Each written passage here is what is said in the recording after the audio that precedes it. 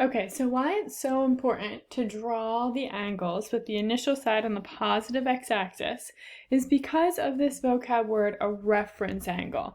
So what a reference angle is, it's an angle in standard position, right? The reference angle is the acute angle. So remember, anyone remember what an acute angle is? That's when an angle is less than 90 degrees, right, between 0 and 90. So the reference angle is the acute angle formed by the terminal side of the angle and the x-axis, okay? So let's take a look at what that means, okay? And this is a big part of trig, is reference angles. So I'm trying to get everything on here. We know 270 is down there, right? So if I just draw a 130 degree angle, right? That's what we're dealing with. So I draw my initial side, positive x-axis. I draw my 130 is going to be maybe around here, okay? Here is my 130 degree angle. This is not a reference angle. Why is this not a reference angle? It's not a reference angle because we know this is not an acute angle, right? This is an obtuse angle. So my reference angle, let's take a look at what the definition says. It's formed by the terminal side of the angle. So where's the terminal side? It's formed by the terminal side and the x-axis, so the other x-axis, right? Here is my reference angle, okay? Reference angle, and that's really crucial. So I need a specific angle measure there. So the math that I would do to find that specific angle is 180 minus 130 degrees to give me 50 degrees, and that is my reference angle. My reference angle to the 130 degree angle is the 50 degree angle right there in purple, okay? And this is going to be really important as we move through trig. So we want to be able to find reference angles. Have to be acute, have to be formed by the terminal side and the closest x-axis. I like to add that into the definition, right? The closest x-axis. It's really important to use the x-axis and not the y-axis. And the closest one, right? Because if here's my terminal side, the closest x-axis to this terminal side is this one down here. Anyways, that's the side that makes it the acute angle. This makes it obtuse. So let's take a look at another guy. What is the reference angle for a 210 degree angle? So I'm going to draw that 210 degree angle. Here's the initial side. 210 brings me down here. Okay, so here's 210 degrees, and we can label that. Again, definitely not an acute angle, right? That's very, very obtuse. So how do I find a reference angle? I locate the terminal side and the closest x-axis. Here's my terminal side, and the closest x-axis brings me here. Okay, and here is my reference angle. It's an acute angle formed by the terminal side and the closest x-axis. So what do you think the math is going to be that I'm going to do here? In this case, I'm going to take that 210 degrees and subtract 180 to get that little red angle of 30 degrees. Okay, here is my reference angle, 30 degrees. Reference angle 30 degrees. Super important. Always the x-axis and the terminal side. We're going to get confused and think to go to like this angle. Why would this angle be wrong? That angle would be wrong because it's with the terminal side and the y-axis. Y-axis does nothing for us. We need to use the x-axis. Let's practice some more here. Okay. Reference angle for 300 degrees, you would label 0, 90, 180, 270, 360. I can draw my initial side. Here's 270, right? Here's 360. So I know 300 is going to be in between there, right? I'm going to go around, throw my terminal side here. Here's my angle, 300 degrees. The reference angle is formed by the terminal side and the closest x-axis. So here it is. How do I figure out that measure? I'm going to do 360 degrees minus 300 degrees to figure out my reference angle is 60 degrees. Okay, I have to think about, okay, well, if I'm right next to 360, notice how I always use the angle on the x-axis, the measure on the x-axis. So I'm really close to 360. I'm going to subtract my angle 300 to give me this piece that's left, 60 degrees. Up here, I used 180, right? I'm never using 90 or 270, never, because that's y-axis. I'm always going to use the x-axis measure, 0, 180, 360. Okay, we can do 200 again. So 200, did I do 200? I didn't do 200, I did 210. So I have 0 and then I have 180. My initial side is on the positive x-axis. Here's 180, so I know 200 is going to be a little bit past 180. Here's my 200 degree angle. The reference angle is formed by the terminal side, say it in your head when you find it, and the closest x-axis.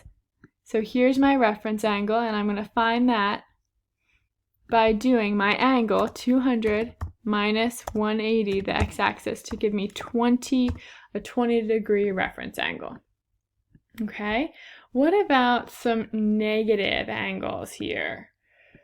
So here's a negative 100. So remember, when we're doing negative angles, we go clockwise, in the clockwise direction. So I have 0, negative 90.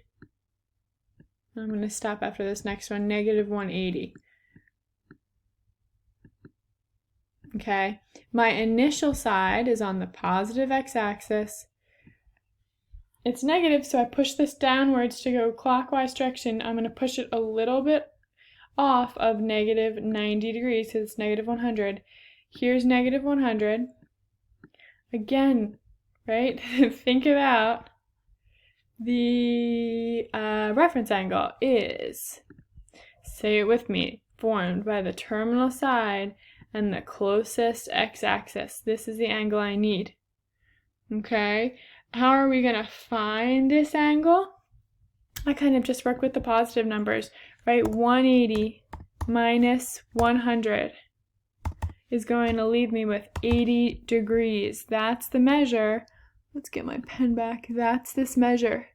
Right here, this is 80 degrees. If this is 80, this has to be 100. Okay, so my reference angle is 80 degrees. Okay, so you're going to practice some of these. We're going to do one more example. And it looks like something like this. A reference angle is 45 degrees. So let's draw that 45 degrees. I have my initial side, 45 degrees, splits it right in the middle. And its terminal side, that's just the reference angle. Its terminal side lies in quadrant 4. What are possible positive measures and negative measures for the angle? So what does this mean, okay? Let's think about the first example. The first option is if I have an angle measure of, let's see here.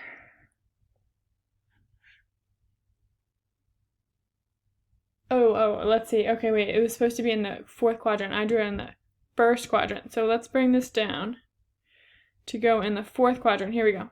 There we go. Okay, 45 degrees in the 4th quadrant. So that looks like this. What is a possible angle measure to have this reference angle? It's going to be, if I draw the initial side and a terminal side here, what's the measure of this right here? How am I going to figure that out? 360 minus 45 is going to give me 315 degrees. If I have a 315 degree angle, that's my answer.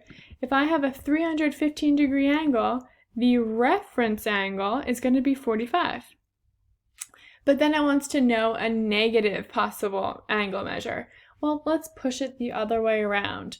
So if I go, I'm going to do this in green, one time around, And then a little bit further, I would have an angle with a terminal side at 45 degrees and a reference angle of 45 degrees. How do I figure out that angle measure? By doing 360 plus 45. That's going to give me an angle of 405. Okay, 405 degrees. And if I make it negative, well, it equals 405, but my angle is going to be negative 405 degrees. Okay, and that's what this green one represents. Or I can just say, oh, well, an angle measure of negative 45 degrees has a reference angle of 45 degrees. Okay, all just thinking about the reference angle. Let's take a look at another one. So I have a reference angle of 30 degrees in quadrant 2. That means that it has this as the closest x-axis and 30 degrees going up. So this is my reference angle of 30 degrees. What is one possible positive angle that would have this reference angle? Well, I kind of like complete it, right? Here's the terminal side and the initial side. That's going to be a positive angle, right? So how do I figure out this? That's going to happen if I do 180 minus 30, brings me 150 degrees. That's a possible answer. A negative angle is what if I hit this the negative direction, okay? And what if I rotate downwards? Here's my initial side, and I rotate all the way this way. Here's my terminal side. Guess what? My reference angle is again going to be this 30 degrees. And how do I figure out that angle measure? I'm going to do 180 plus the 30. That's going to give me 210. And I went downwards, which makes it negative 210 degrees is my other answer. Okay, so really just understanding the motion of positive and negative angles and the definition of reference angles helps you answer questions like these. Okay, awesome job, guys. Try these practice section problems, and next time we're going to learn about the unit circle. Great job.